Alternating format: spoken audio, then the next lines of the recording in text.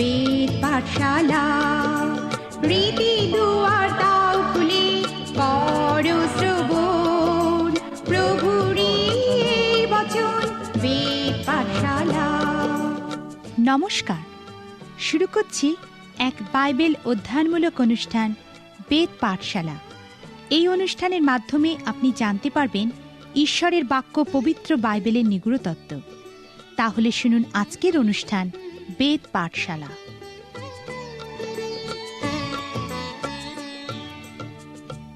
প্রিয় শ্রোতা বন্ধু, বেদ পাঠশালা অনুষ্ঠানে আপনাকে স্বাগত জানাই। এই ধারাবাহিক বাইবেল অধ্যয়ন অনুষ্ঠানে আমরা এখন ফিলিপিওদের প্রতি সাধু পৌলের পত্রটি অধ্যয়ন করছি। আমাদের গত কয়েকটি অনুষ্ঠানে আমরা এই চমৎকার পত্রটি সম্বন্ধে একটা ধারণা করার চেষ্টা করেছি, যেন আপনি আরও গভীরভাবে এই পত্রটি অধ্যয়ন করার উৎসাহ পান। গত অনুষ্ঠানে আমরা এই পত্রটি থেকে খ্রিস্টানদের জীবনযাপন কি সেই বিষয়ে দেখেছি। কোনো একজন বলেছিলেন, আমরা যদি কোনো মহান বিষয় প্রকাশ করতে চাই, আমাদের উচিত কোনো ব্যক্তির মধ্যে দিয়ে তা প্রকাশ করা। ফিলিপিও পত্রে সাধু পৌল ইহাই করেছেন। এইভাবে সাধু পৌল খ্রিস্টানদের জীবনযাপন বিষয়ক ধারণাটি কয়েকজন মানুষের মধ্যে দিয়ে প্রকাশ করেছেন। অতএব খ্রিস্টে যদি কোনো আশ্বাস, যদি প্রেমের কোনো সান্ত্বনা, যদি আত্মার কোনো সহভাগিতা, যদি কোনো স্নেহ ও করুণা থাকে, তবে তোমরা আমার আনন্দ পূর্ণ করো। একই বিষয়ে ভাবো, এক প্রেমের প্রেমী, এক প্রাণ, এক ভাব বিশিষ্ট হও। প্রতিযোগিতায় কিংবা অনর্থক দর্পের বশে কিছুই করিও না, বরং নম্রভাবে প্রত্যেকজন আপনা হইতে অন্যকে শ্রেষ্ঠ জ্ঞান করো, এবং প্রত্যেকজন আপনার বিষয়ে নয় কিন্তু পরের বিষয়েও লক্ষ্য রাখো। এইভাবেই ফিলিপিও পুস্তকের 2য় অধ্যায়টি শুরু হয়েছে। আমি আগেই বলেছি যে এই পত্রের মূল বিষয়বস্তু হল খ্রিস্টানদের জীবনযাপন। এই পত্রটি শুধুমাত্র কিভাবে খ্রিস্টানদের জীবনযাপন করতে হয় তা শেখায় না, কিন্তু এই পত্রটি খ্রিস্টানদের জীবনযাপনের অর্থ কি সেই বিষয়ে একটা মহান উদাহরণস্বরূপ। সাধু পৌলের এই প্রেম পত্রটিতে আমরা সহভাগিতার বিষয়টি দেখি। ফিলিপিও মণ্ডলী এবং সাধু পৌলের মধ্যে যে প্রেমের বন্ধন ছিল সেই বিষয়ে দেখি। তাদের মধ্যে যে সহভাগিতার প্রকৃত বন্ধন আছে তা এই বিষয়কে কেন্দ্র করেই গড়ে উঠেছে যে সাধু পৌল মণ্ডলীকে দত্ত সব থেকে মহান সেবাকারী। সাধু পৌল যে বিষয়ের প্রতি বন্ধন অনুভব করতেন তা হল ঈশ্বরের বাক্য, খ্রিস্টের সুসমাচার প্রচার করা এবং সমস্ত জগতে, বিশেষ করে অজিহুদি পৃথিবীতে যেন মণ্ডলী প্রতিষ্ঠিত হয় সেই বিষয়ে দেখা। ফিলিপিও মণ্ডলী এই কাজে সাধু পৌলকে সাহায্য করেছিল। সাধু পৌল বলেছেন যে এই ফিলিপিও বিশ্বাসীরা তার সেবা কাজে সহভাগী হয়েছিল, আর এই কারণেই তিনি তাদেরকে এত ভালোবাসতেন এবং তারা তার হৃদয়ে ছিল। তিনি তাদেরকে এই ধন্যবাদ পত্র লিখেছিলেন, কারণ রোমে কারাগারে থাকাকালীন এই ফিলিপিয়ারাই তাকে সাহায্য করেছিল। এই পত্রের প্রত্যেকটি অধ্যায়কে এক একটি শিরোনাম দেওয়া যেতে পারে, যেমন প্রথম অধ্যায় খ্রিস্টদের জীবনযাপনের দর্শন ও ইচ্ছা, দ্বিতীয় অধ্যায়টিকে বলা যায় খ্রিস্টদের জীবনযাপনের পদ্ধতি, 3 অধ্যায়টিকে বলা হয় খ্রিস্টদের জীবনযাপনের পুরস্কার, যাকে খ্রিস্টেতে ঈশ্বরের সর্বোচ্চ আহ্বান বলা হয়। ইহাকে আপনি আপনার জীবনে খ্রিস্টেতে ঈশ্বরের ইচ্ছাও বলতে পারেন। তারপর 4 অধ্যায়টিকে বলা হয় খ্রিস্টেতে জীবনযাপনের নির্দেশপত্র, যা শান্তির নির্দেশপত্রে পরিণত হয়। এখন 2 অধ্যায়ে সাধু পৌল আমাদেরকে কিছু ব্যবহারিক উদাহরণ দিয়েছেন। প্রথমত তিনি খ্রিস্টের জীবনযাপনের সাধারণ পদ্ধতির বিষয়ে বলেছেন। সাধু পৌল ফিলিপিওদেরকে বলেছিলেন যে তারা বিনয়ী মানসিকতার হবে, প্রেমপূর্ণ মানসিকতার হবে এবং সম মানসিকতার হবে যখন খ্রিস্টেতে জীবনযাপনের পদ্ধতির বিষয়ে তারা প্রকৃতই বুঝতে পারবে। যখন সাধু পৌল ফিলিপিওদেরকে এই বিনয়ী মানসিকতার বিষয়ে শিক্ষা দিয়েছিলেন, তিনি তাদেরকে নম্রতা এবং নম্রতার কাছাকাছি কোনো বিষয় শিক্ষা দিয়েছিলেন। তিনি তাদেরকে প্রেমের বিষয় শিক্ষা দিয়েছিলেন। এই বিষয়ে তিনি বলেছিলেন, নম্রভাবে প্রত্যেকজন আপনা হইতে অন্যকে শ্রেষ্ঠ জ্ঞান করো। যদি আপনি নম্র হন তাহলে অন্যকে আপনি নিজের থেকে শ্রেষ্ঠ মনে করবেন। সাধু পৌল কিন্তু এখানে জড়তা বা নিজের বিষয়ে নিম্ন মনোভাবের কথা বলেননি। এখন যদি আপনার মানসিকতা প্রেমে পূর্ণ হয় তাহলে আপনি ইহার থেকেও বেশি দূরে যাবেন। আপনি সেই সোনালী ব্যবস্থা প্রয়োগ করবেন যা বলে, অতএব তোমার প্রতি মানুষের কর্তব্যের বিষয়ে তুমি যা চিন্তা করো তুমি আগে তাদের প্রতি সেইগুলি করো। ইহাই হলো ভাওবাদীদের ব্যবস্থা। যাই হোক, সাধু পৌল ইহা এইভাবে বলেছেন, প্রত্যেকজন আপনার বিষয় নয় কিন্তু পরের বিষয়েও লক্ষ্য রাখো। আমাদের প্রত্যেকেরই প্রয়োজন আছে, আমাদের বিভিন্ন চাপ আছে, সমস্যা আছে। আপনি কি আপনার চাপ, সমস্যার কথাই সব থেকে আগে ভাবেন, বা আপনি কি নিজের বিষয়ে চিন্তা করার আগে অন্যের সমস্যার কথা ভাবেন? যদি আপনি বিনয়ী মানসিকতার হন, আপনি তাহলে অন্যকে নিজের থেকে শ্রেষ্ঠ জ্ঞান করবেন, এবং যদি আপনার মানসিকতা প্রেমে পূর্ণ হয় তাহলে আপনি অন্যের মঙ্গলের বিষয়ে আরও অধিক সচেতন হবেন। এখন এখানে প্রকৃত উদ্দেশ্য হল সমমানসিকতা সম্পন্ন হওয়া। সাধু পৌল বলেছেন, আমাদের এমন ব্যবহার করা উচিত যেন মনে হয় আমাদের মধ্যে একই মানসিকতা ও একই আত্মা আছে। কিন্তু মহান আত্মিক বাস্তব সত্য হলো যে আমাদের মধ্যে একই মন এবং একই আত্মা আছে। যাই হোক, সমমানসিকতা সম্পন্ন হওয়ার জন্য আপনাকে বিনয়ী এবং প্রেমপূর্ণ মানসিকতা সম্পন্ন হতে হবে। খ্রিস্টের মণ্ডলীতে খ্রিস্টের শিষ্যদের মধ্যে দ্বন্দ্ব আছে। এই পত্রের 4 অধ্যায়ে সাধু পৌল লিখেছেন, আমি ইবোদিয়াকে বিনতি করিয়া ও সুন্তখীকে বিনতি করিয়া বলিতেছি, তোমরা প্রভুতে একই বিষয় ভাবো। এই দুই মহিলার মধ্যে একটা দ্বন্দ্ব ছিল। তারা মণ্ডলীর একটা ঘরকে দুইজনে দুইভাবে ব্যবহার করতে চেয়েছিল। খ্রিস্টের শিষ্যদের মধ্যেও মাঝে মাঝে দ্বন্দ্ব, ভুল বোঝাবুঝি এসে যায়। বেশিরভাগ ক্ষেত্রেই এই দ্বন্দ্ব বা ভুল বোঝাবুঝির ক্ষেত্রে তাদের গর্ব দেখা যায়, আবার কাউকে কাউকে স্বার্থপর রূপেও দেখা যায়। সেই জন্য সাধু পৌল খ্রিস্টাদের জীবনযাপনের সাধারণ পদ্ধতি রূপে বলেছেন, বিনয়ী প্রেমপূর্ণ মানসিকতার হও, সম মনোভাব পোষণ করো, এবং তাহলেই মণ্ডলীতে তোমাদের পারস্পরিক দ্বন্দ্ব দূরীভূত হবে। এই সত্য উপস্থিত করার পর সাধু পৌল কিছু উদাহরণ দিয়েছেন। উদাহরণ সবসময় খুব গুরুত্বপূর্ণ। এই ফিলিপিয় পত্রে প্রথম উদাহরণরূপে আমরা খ্রিস্টের বিষয় দেখি। সাধু পৌল লিখেছেন, খ্রিস্ট যিশুতে যে ভাব ছিল তাহা তোমাদিগতেও হোক। ঈশ্বরের সর্ববিশিষ্ট থাকিতে তিনি ঈশ্বরের সহিত সমান থাকা ধরিয়া লইবার বিষয়ে জ্ঞান করিলেন না, কিন্তু আপনাকে শূন্য করিলেন, দাসের রূপ ধারণ করিলেন, মনুষ্যদের সাদৃশ্যে জন্মিলেন এবং আকার প্রকারে মনুষ্যবৎ প্রত্যক্ষ হইয়া আপনাকে অবনত করিলেন, মৃত্যু পর্যন্ত, এমনকি ক্রুশীয় মৃত্যু পর্যন্ত আজ্ঞাবহ হইলেন।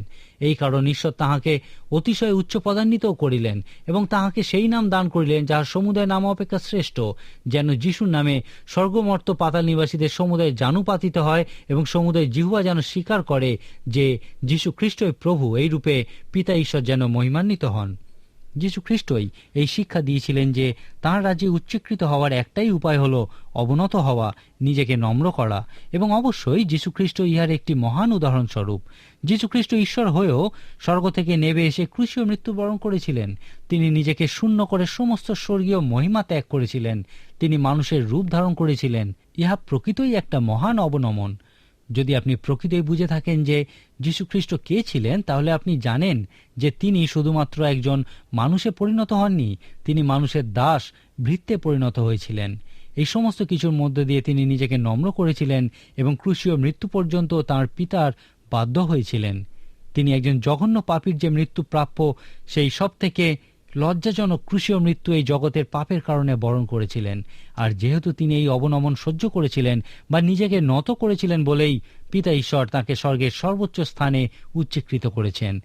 ঈশ্বর তাকে একটি নাম দিয়েছেন যা যে কোনো নামের থেকে উচ্চ, যেন সেই যিশু নামে যেন প্রত্যেক জানু পাতিত হয় এবং স্বর্গ মর্তের প্রত্যেক জিহ্বা যেন যীশু খ্রিস্টকে প্রভুরূপে স্বীকার করে, কারণ ইহা ঈশ্বরকে গৌরবান্বিত করে।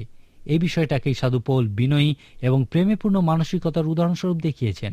সাধু পৌলের মত অনুযায়ী খ্রিস্ট যেমন নম্রতা এবং প্রেমে নিজেকে নত করেছিলেন, তেমনি আমাদেরও উচিত নিজেদেরকে নত করা। আমাদের সমস্ত সুখ্যাতি ইচ্ছাকৃতভাবে আমাদের ত্যাগ করা উচিত। আমাদের উচিত অন্যকে শ্রেষ্ঠ জ্ঞান করা এবং স্বার্থকেন্দ্রিক নয়, কিন্তু খ্রিস্ট কেন্দ্রিক, অন্য মানুষ কেন্দ্রিক, প্রেম কেন্দ্রিক জীবনযাপন করা উচিত। অন্য কথায় বলা যায়, আমাদের উচিত যীশু খ্রিস্টকে উদাহরণ রূপে অনুসরণ করা, যেন অন্যদের কাছে আমাদের জীবন খ্রিস্টের জীবনযাপনের উদাহরণস্বরূপ হয়। 2 অধ্যায়ে সাধু পৌল নিজের জীবনকেও উদাহরণস্বরূপ উপস্থিত করেছেন। তিনি লিখেছেন, কিন্তু তোমাদের বিশ্বাসের যজ্ঞে ও সেবায় যদি আমি পেয় নৈবেদ্য রূপে সেচিতও হই, তথাপি আনন্দ করিতেছি আর তোমাদের সকলের সঙ্গে আনন্দ করিতেছি। সেই প্রকারে তোমরাও আনন্দ করো আর আমার সঙ্গে আনন্দ করো। সাধু পৌল যা শিক্ষা দিয়েছিলেন এবং প্রচার করেছিলেন, সেই মতোই জীবনযাপনও করেছিলেন। সাধু পৌল সর্বদা প্রেমের সঙ্গে নম্রতায় অন্যকে শ্রেষ্ঠ জ্ঞান করার শিক্ষা দিয়েছিলেন।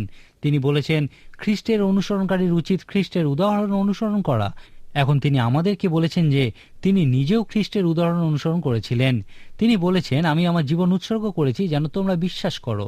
তিনি আরও লিখেছেন যে যদি তোমরা খ্রিস্টের জীবনযাপনের অর্থ জানতে চাও, তাহলে আমার উদাহরণ অনুসরণ করো, কারণ ঈশ্বরের অনুগ্রহে আমি খ্রিস্টের জীবনযাপন করি।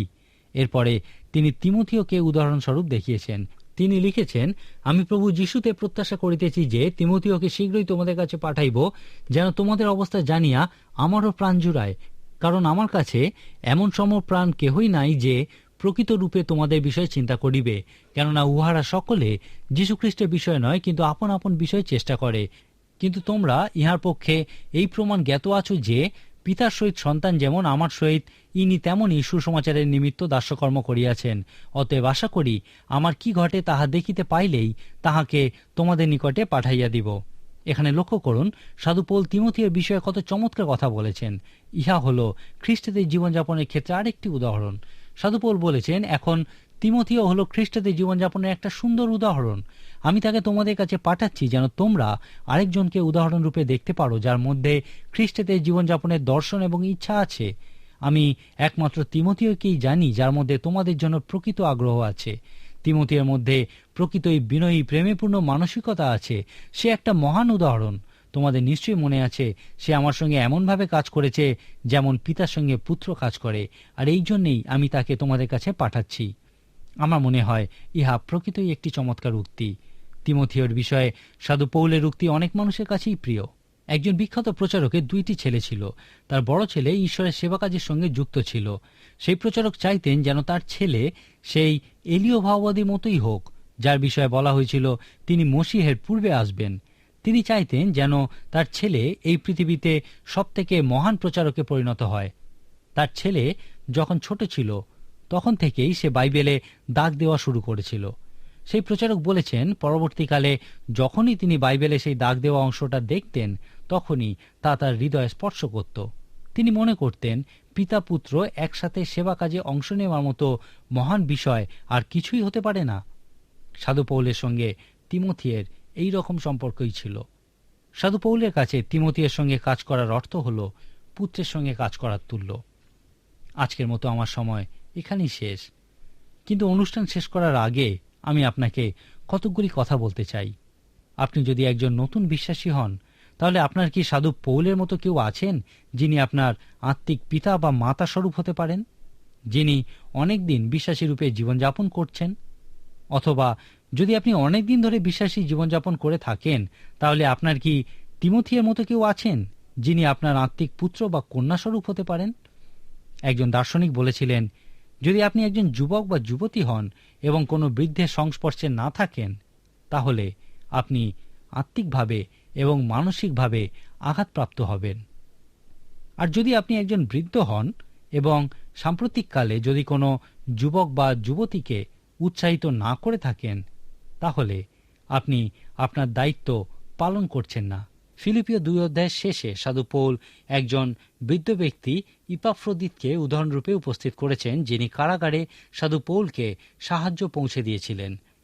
সাধু পৌল লিখেছেন, পরন্তু আমার ভ্রাতা, সহকর্মী ও সহসেনা এবং তোমাদের প্রেরিত ও আমার প্রয়োজনীয় উপকারার্থক সেবক ইপাফ্রোদিতকে তোমাদের নিকটে পাঠাইয়া দেওয়া আমার আবশ্যক বোধ হইল, কেননা তিনি তোমাদের সকলকে দেখিবার জন্য আকাঙ্ক্ষী ছিলেন এবং তোমরা তাহার পীড়ার সংবাদ শুনিয়াছ বলিয়া তিনি ব্যাকুল হইয়াছিলেন। আর বাস্তবিক তিনি পীড়ায় মৃতকল্প হইয়াছিলেন, কিন্তু ঈশ্বর তাহার প্রতি দয়া করিয়াছেন, আর কেবল তাহার প্রতি নয় আমার প্রতিও দয়া করিয়াছেন, যেন দুঃখের উপর দুঃখ আমার না হয়। এই জন্য আমি অধিক যত্নপূর্বক তাহাকে পাঠাইলাম, যেন তোমরা তাহাকে দেখিয়া পুনর্বার আনন্দ করো, আমারও দুঃখের লাঘব হয়। অতএব তোমরা তাহাকে প্রভুতে সম্পূর্ণ আনন্দ সহকারে গ্রহণ করিও এবং এই প্রকার লোকদিগকে সমাদর করিও, কেননা খ্রিস্টের কার্যের নিমিত্তে তিনি মৃত্যুমুখে উপস্থিত হইয়াছিলেন, ফলত আমার সেবায় তোমাদের ত্রুটি পূরণার্থে প্রাণপণ করিয়াছিলেন। খ্রিস্টের দেহে সহভাগিতার বিভিন্ন পর্যায় আছে। সাধু পৌল এই বৃদ্ধ ইপাফ্রোদিতের জীবনকে উদাহরণরূপে দেখানোর মধ্যে দিয়ে সহভাগিতার এই বিভিন্ন পর্যায়গুলির বিষয়ে বর্ণনা করেছেন। সাধু পৌল ফিলিপিওদেরকে বলেছিলেন যে এই বৃদ্ধ মানুষটি হলেন তার ভাই। এখন আমার মনে হয় না যে সাধু পৌল যে কোনো মানুষকেই তার ভাই বলতেন। সাধু পৌল আমাদের মতোই বিশ্বাস করতেন যে পবিত্র শাস্ত্র এই শিক্ষা দেয়, যখন আমরা নতুন জন্মের মধ্যে দিয়ে যীশু খ্রিস্টের কাছ থেকে ঈশ্বরের সন্তান হওয়ার অধিকার লাভ করি, তখনই আমাদেরকে ঈশ্বরের সন্তানরূপে ঘোষণা করা হয়।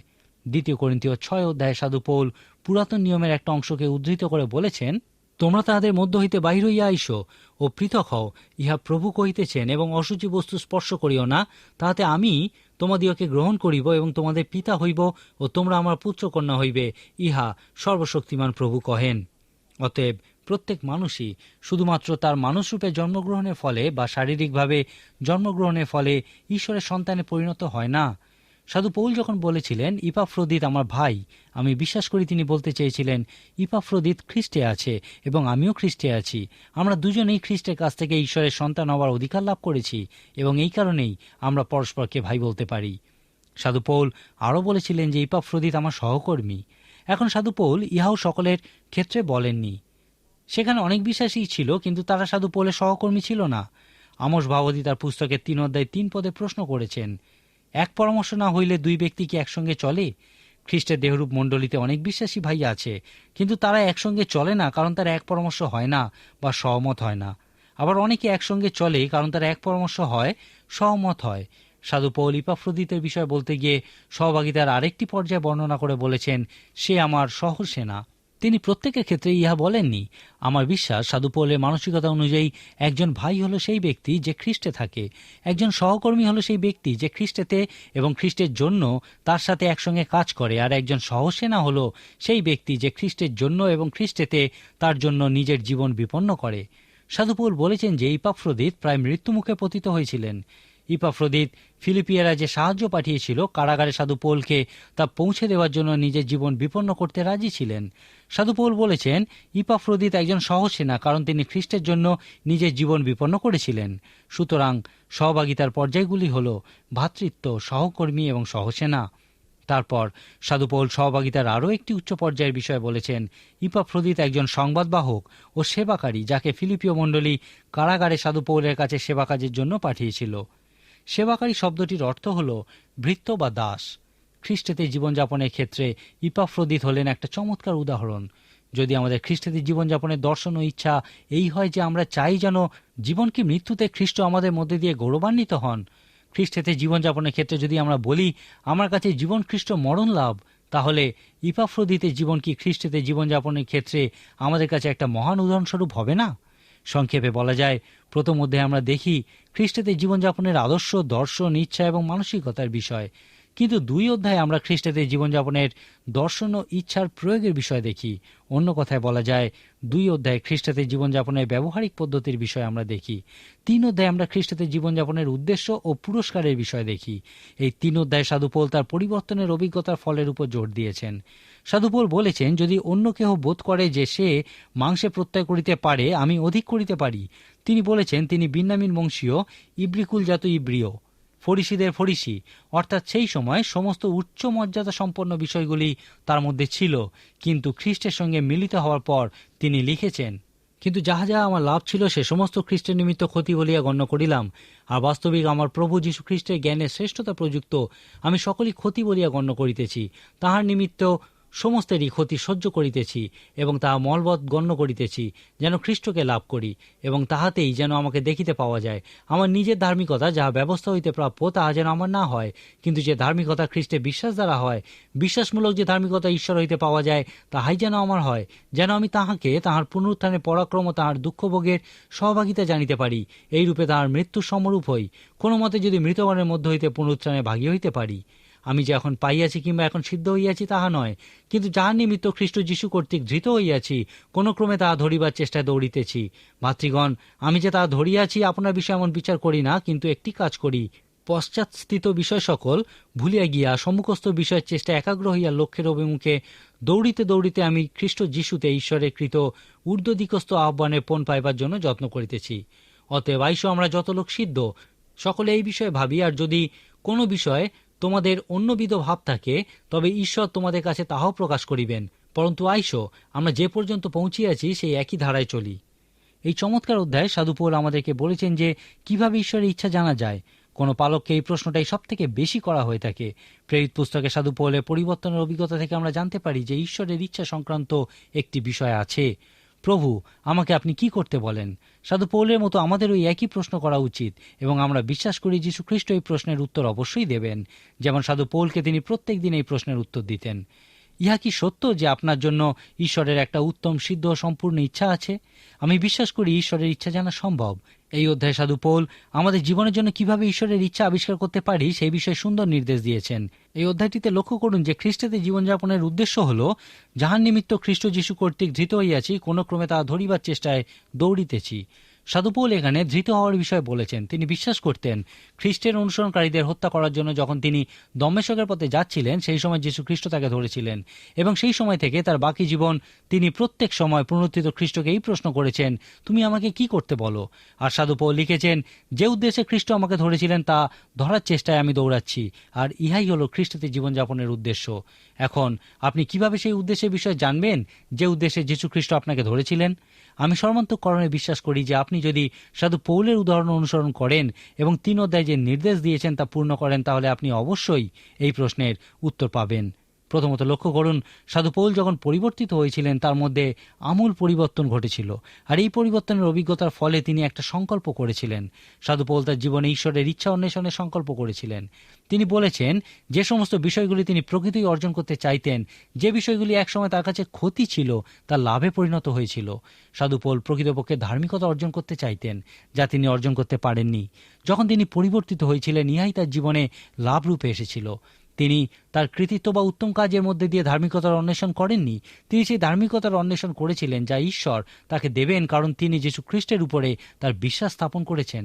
রোমীয় এবং গালাতীয় পুস্তক 2টি এই ধরনের ধার্মিকতার বিষয়ই বলে। সাধু পৌল জীবিত খ্রিস্টের সঙ্গে সম্পর্কের অন্বেষণ করেছিলেন, তারপর তিনি তার জীবনে যীশু খ্রিস্টের পুনরুত্থানের শক্তির অন্বেষণ করেছিলেন। ইহা কিছুটা এইরকম যেন সাধু পৌল দৌড়াচ্ছেন এবং এই দৌড় প্রতিযোগিতার একটা নিয়ম আছে। সাধু পৌল এই নিয়ম বর্ণনা করার মধ্যে দিয়ে আমাদের জীবনে ঈশ্বরের ইচ্ছা অন্বেষণ করার বিষয়ে একটা ধারণা দিয়েছেন। কোন একজন ব্যক্তি সাধু পৌলের এই নিয়মকে সংক্ষেপে এইভাবে প্রকাশ করেছিলেন, যদি আপনি আপনার জন্য ঈশ্বরের ইচ্ছার পরবর্তী অংশটা দেখতে চান, তাহলে আপনার জন্য ঈশ্বরের ইচ্ছা অনুযায়ী চলুন এবং তিনি আপনাকে ততটুকু দেখাবেন যতটুকু দেখার আপনার প্রয়োজন আছে। এই মহান অধ্যায় শেষে সাধু পৌল বলেছেন, যদি আমরা এই প্রতিযোগিতার শেষে পুরস্কার পাওয়ার জন্য দৃঢ় প্রতিজ্ঞ হই, যে পুরস্কারকে সাধু পৌল খ্রিস্ট যিশুতে ঈশ্বরের কৃত ঊর্ধ্বদিগস্থ আহ্বানের পণ বলেছেন, তাহলে আমাদের উচিত ঈশ্বর তাঁর ইচ্ছা অনুযায়ী আমাদেরকে যে আলো দেখিয়েছেন সেই আলোতেই জীবনযাপন করা, আর তাহলে ঈশ্বর আমাদের আরও আলো দেখাবেন। রাত্রিবেলা কোনো মোটর গাড়ির আলো কিছুদূর পর্যন্তই পৌঁছায়, কিন্তু সেই আলো অনুসরণ করেই শেষ পর্যন্ত গাড়ি চালানো যায়।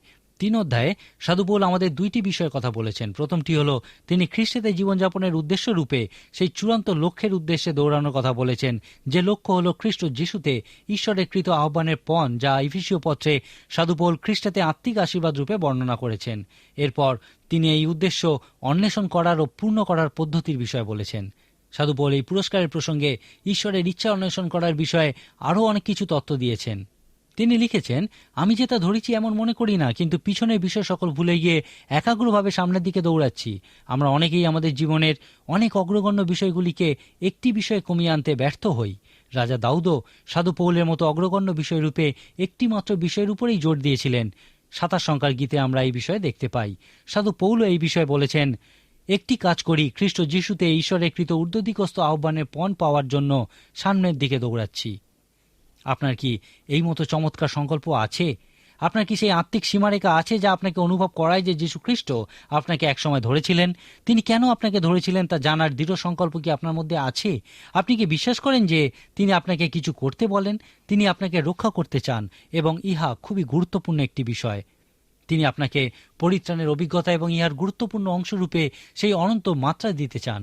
পরিত্রাণের এই মাত্রা ছাড়াও আপনি কি বিশ্বাস করেন তিনি আপনার জীবনের প্রতি আগ্রহী? কারণ তিনি আপনাকে কিছু করতে বলেন। এমন অনেক মানুষ আছেন যারা আত্মিক পিতামাতার কাছে বড় হয়েছেন, কিন্তু তাদের মধ্যে যীশুখ্রিস্টের মান দেখতে পাওয়া যায় না। আবার অনেকে আছেন যারা এইরকমই আত্মিক পিতামাতার কাছে বড় হয়েছেন এবং তাদের জীবনে একটা আত্মিক সীমারেখা আছে যা ঈশ্বরের ইচ্ছা ও আহ্বানের ও কাজের প্রতি তাদেরকে নিয়ে এসেছে। একজন বিখ্যাত ব্যক্তি বলেছেন যে মণ্ডলীর ইতিহাসে দেখা যায় এই মতো মানুষদেরকেই ঈশ্বর তাঁর মহান কাজের জন্য ব্যবহার করেছেন। সাধু পৌল তার পত্রে আমাদের পরিত্রাণের বর্তমান উদ্দেশ্যের উপর জোর দিয়েছেন। ইফিসীয় 2 অধ্যায় 8-10 পদে সাধু পৌল বলেছেন কিভাবে আমরা পরিত্রাণ পেয়েছি এবং আমাদের পরিত্রাণের উৎস কি। ফিলিপিও 3 অধ্যায় সাধু পৌল একই বিষয়ে বলেছেন, যীশু খ্রিস্ট আমাদেরকে শুধুমাত্র অনন্ত মাত্রায় পরিত্রাণ দেওয়ার জন্য ধরেননি, কিন্তু তিনি চান যেন আমরা এই বর্তমান মাত্রায় তাঁর ইচ্ছা অনুযায়ী কিছু কাজ করি, যে কাজ তিনি অনেক আগেই আমাদের জন্য ঠিক করে রেখেছিলেন। যখন আপনার জীবনেও এই প্রশ্ন, ঈশ্বর আপনি আমাকে কি করতে বলেন, একটা দৃঢ় সংকল্পে পরিণত হবে, তখন এই ফিলিপিও 3 অধ্যায় সাধু পৌল দেখাবেন যে কিভাবে আপনি খ্রিস্টেতে জীবনযাপনের পুরস্কার, যাকে তিনি খ্রিস্ট যিশুতে ঈশ্বরের কৃত ঊর্ধ্বদিগস্থ আহ্বান বলেছেন, তা আবিষ্কার করবেন এখানে এই পুরস্কার কিভাবে জেতা যায় সেই বিষয়টিও তিনি বর্ণনা করেছেন। আপনি তা খুঁজে পাওয়ার চেষ্টা করুন। আজকের মতো তাহলে এখানেই শেষ করি। ঈশ্বর আপনার মঙ্গল করুন। প্রিয় শ্রোতা বন্ধু, বেদ পাঠশালা অনুষ্ঠানটি কেমন লাগলো? এবং আপনি যদি বিনামূল্যে বাইবেল অধ্যয়ন সহায়ক পুস্তিকা পেতে চান, তাহলে পত্রের মাধ্যমে, ইমেলে অথবা ফোনে আপনি আমাদের সাথে যোগাযোগ করতে পারেন। আমাদের ফোন নম্বর হল 24380045। ইমেলের জন্য লিখুন bengalivp@radio882.com। শেষে জানাই আমাদের ঠিকানা, বেদ পাঠশালা, পোস্ট বক্স নম্বর 16925, কলকাতা 700034। আমাদের আরেকটি ঠিকানা হল বেদ পাঠশালা, জিপিও বক্স নাম্বার 87, শিলিগুড়ি 1। তাহলে আবার দেখা হবে। নমস্কার।